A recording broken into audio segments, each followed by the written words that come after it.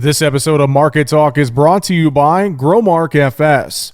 Keeping up on the latest in ag is a challenge, to say the least, but there are experts nearby ready to help. You'll find them at your local FS.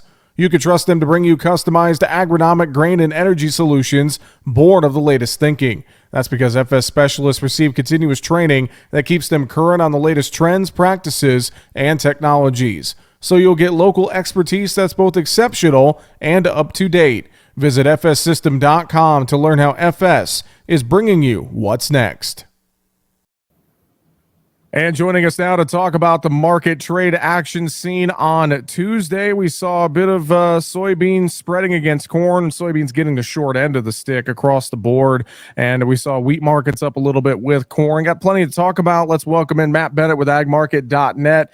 Matt, good to have you back on the show. Fresh back home from Farm Progress Show last week. How are you, sir?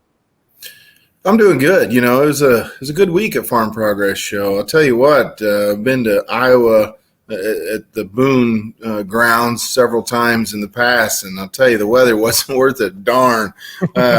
This time, you know, you get out there in the morning, it was 70 degrees. I mean, just gorgeous, absolutely gorgeous. They got a little hot in the afternoon, don't get me wrong, but overall, you know, I mean, there's been 2 different years I remember that we've had to cancel at least a day of the show because it was a mud fest out in the parking lot, which is, you know, it's an alfalfa field. So obviously if you get a lot of rain, you got some issues there, which, you know, Decatur's the same way. You know, you park in a hay field and you just kind of roll the dice on what Mother Nature's gonna give you. But I would say one thing about the Iowa at Boone, you know, it seems to me like they've continued to make improvements, adding some bathrooms, and the roads are all paved now, and very similar to Decatur, almost the exact same feel as Decatur, and it sure is a nice place to have Farm Progress Show.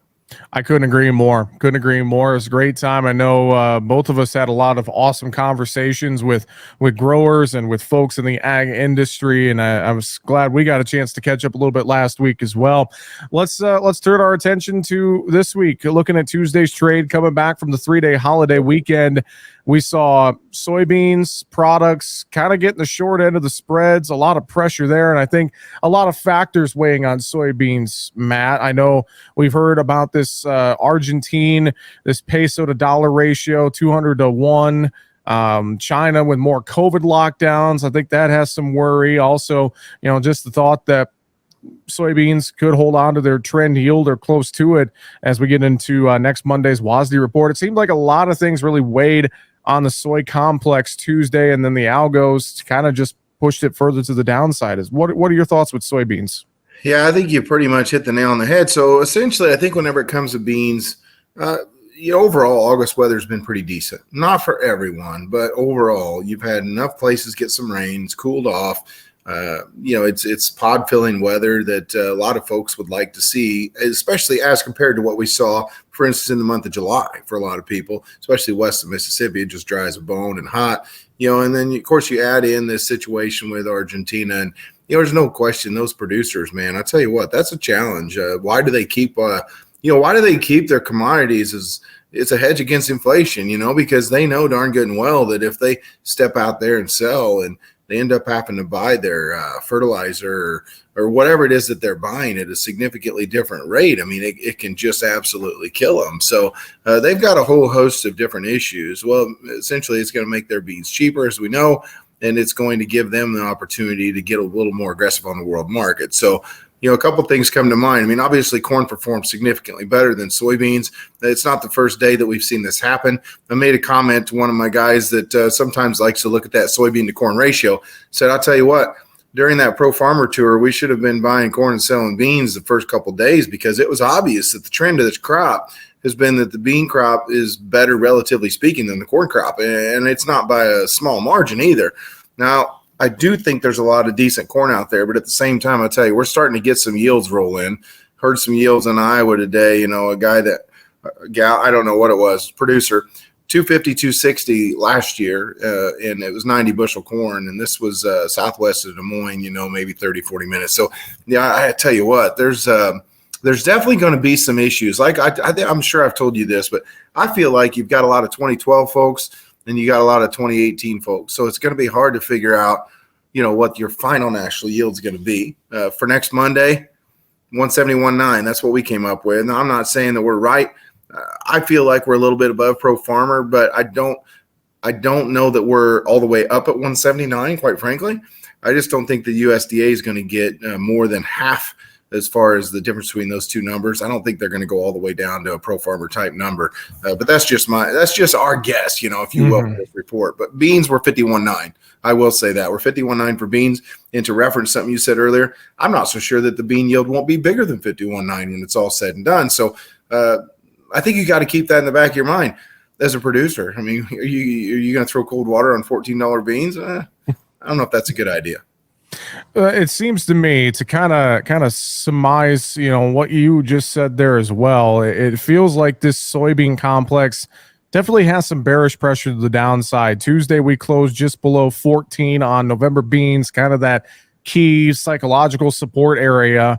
And to me, it just feels like heading into next Monday, we got a crop progress report out Tuesday afternoon. We got a lot of different things. Just feels like there is plenty of bearish downside risk in soybeans right now, Matt. Yeah, no doubt. I think that you could take $1 out of this bean market pretty quick, and I don't know that too many people would be shocked. I know that whenever I was at Farm Progress Show, that's one thing that I asked a lot of folks is on this bean market, would you be surprised if the market fell $1, in the next week or two? And everybody's shaking their head no. And then next question I asked is, so you guys are pretty heavily hedged, then is what you're telling me. And then nobody wants to answer that question because we all know that a lot of times when we've got high prices, especially, I feel like whenever it lasts for a longer period of time, and we've had high prices for quite some time. You can argue with me all you want. $14 beans are not cheap beans, but you get lulled to sleep sometimes. You think, I've got some time. I'm going to go ahead and market them when they get back closer to 15. Well, big problem with that statement is that they don't always get back closer to 15 or whatever it is number that you're looking at. And so, yeah, there's downside pressure. I've got to think that overall, one thing that we haven't really mentioned, or I haven't mentioned yet, the Brazilian producer is going to produce a lot of beans this year. If they get any help at all from Mother Nature, I mean, I talked to Eric Snodgrass. I actually did an interview with him.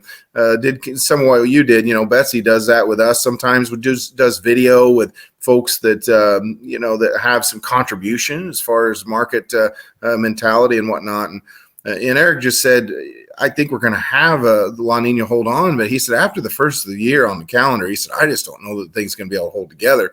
He's looking for a little bit more normal type production this year. So if that's the case and you have 150 million metric ton crop out of Brazil, I'll tell you what, that's going to mean that the world supply and demand balance sheet is going to continue to be what I would call not snug. I mean, it's going to be robust, if you will. Talk to several Brazilian growers at the Farm Progress Show, and they basically reiterated everything I just said. They said, hey, guess what? We're going to be coming at you with more acres this year, and we're going to be coming at you with more acres next year, and so on and so forth. And that trend's not going to stop anytime soon. Matt, as well, circling back to, you mentioned agmarket.net, your corn number going into next Monday's report.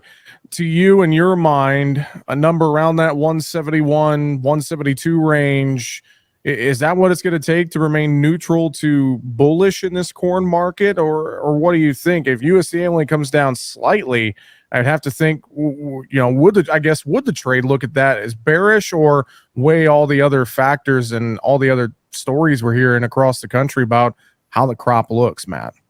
I think if you printed a 174, it's going to be a bearish number. I'll tell you what, that would not be pleasant. If you print a 170 and a half to a 172, I don't know that you really move the needle significantly. Man, I'll tell you what, you get a 1.6 at the start of that number, and I think that you're probably going to see this market stay very well supported. Even if it's a 169, 169 and a half, I don't think it has to be down to Pro Farmer's number. I think most people realize, and maybe they don't. Last year, Pro Farmer hit the nail on the head with the final USDA yield of that 177. And so, they have refined and fine-tuned their process over the years, and it's an excellent one. I've been on the tour several times. I got ultimate respect for Chip.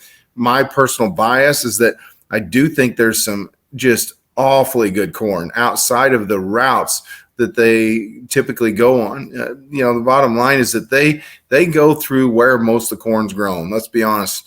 But the bottom line is this: they don't get down to, for instance, Shelby County in Illinois And I know what I've got in this part of the world. And I know what a lot of folks right in here have. And given everything, it's probably, relatively speaking, the best corn, as good a corn as what there is. I talked to several growers in southern Minnesota, and I know the Pro Farmer Tour goes through there, and they saw that. And of course, Minnesota is what you saw is the biggest yield, the most friendly yield.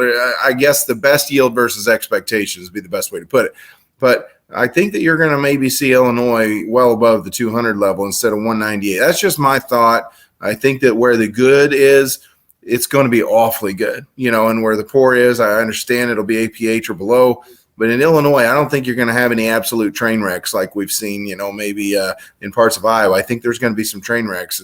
And I think Illinois will beat Iowa this year on yield. But bottom line is, I think you're still going to raise a good enough crop that, we're not going to run out of corn by any means. This is going to be tight. This can be real tight. You throw a 168 or 9 into the balance sheet, and all of a sudden you're looking at a sub 1 billion. That's extremely bullish. Now, I don't think the USDA will let that number get printed on carry, but if they do, I'll tell you what, I sure wouldn't want to be short this market. Very true. Let's talk wheat. Wheat felt a little confused coming back from the holiday break, Matt, but then seemed like it went in conjunction with corn and moved higher on the day. I think a higher U.S. dollar as well, more new 20-year highs, weighing on commodities as a whole, and I bet especially weighing on that wheat market a bit on Tuesday. Is that what did you see in wheat on Tuesday that kind of stood out to you? Yeah, I mean, essentially, wheat kind of followed the feed grains, if you will, with corn. In my opinion, wheat has the ability to rally due to what I would call fairly friendly U.S. and world, supply and demand fundamentals. But at the same time, you've got to understand that when it gets right down to it, you can fix a wheat supply and demand situation pretty rapidly because you're always just a few weeks away from harvest anywhere in the world. And so, I don't know. For wheat, I look at it to be more of a follower. This time of year, that's typically what you get.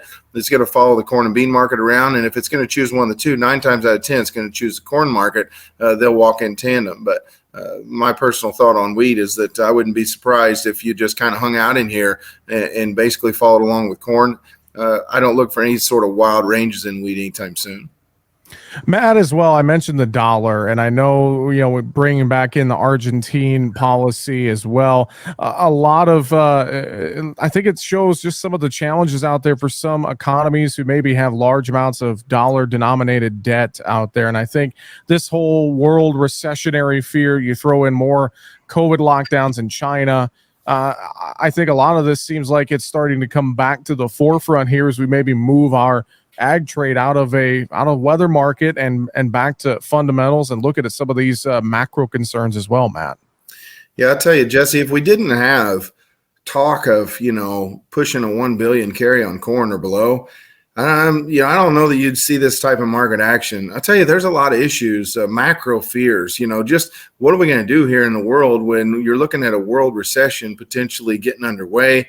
There's a lot of concern. I know the U.S., there's been a lot of debate. Are we in a recession? Are we not? I'm a little concerned with all these bigger companies announcing huge layoffs, and I think that what you're going to find here in the next few months is, that they're not going to be able to run away from the fact that we're entering in a recession. Obviously, the politics of it are probably that we'll blame it on world recession, and very well maybe that's the reason, that we're entering into one. But ultimately, I'll tell you, we've thrown a lot of money at this thing, and I'll tell you what, one thing producers need to be very mindful of is that interest rates, we've been trying to move them higher to get inflation under control, and it really hasn't done it all that well yet. Tell you what, the problem with that in the past has been that then you see even bigger adjustments, and you could see inflation continue to propel interest rates to levels that we really don't want to see. Now, I don't think that we can get super carried away, but I know the banker that I talked to last year was writing prepay operating loans at this time, for producers who essentially hadn't able to start harvest yet. And he told me, he said last year, they were loaning this money out at 3.5%, 3.25%. This year, he said they're loaning it out 5.5 to 6. And so, you start borrowing them a couple $1 million, and that can add up pretty darn quick. And obviously, with these input costs where they are, those operating loans are still going to be rather large. And so that's one thing we haven't even touched, is this fertilizer market, which could be directly impacted by what your question is. So a lot of these players in the world, that are able to put fertilizer out on the world market, they're fully aware, whether you're talking about, nat gas, coming out of Russia, they're aware of what that's going to do to the price of nat gas by shutting that off to the EU. Just the same as they're aware what not selling fertilizer could do to the price of fertilizer. So the bottom line is that we better understand that if we can lock really good profit margins in right now and not be prone to waking up in the morning to some sort of absolute catastrophe in the world, I think we better be doing so. Lock in some worst case scenarios. You can play the long side later. Very, very true. Great points there. I want to have time for livestock today, Matt. Cattle and hogs. So both finished all right. Cattle markets seem to be the leader, though, coming back from the holiday weekend. And it feels like maybe some traders, maybe packers got to get in there. Haven't maybe bought enough cattle here the last couple of weeks. Maybe need to do some buying this week. What's your thoughts on this cattle market right now?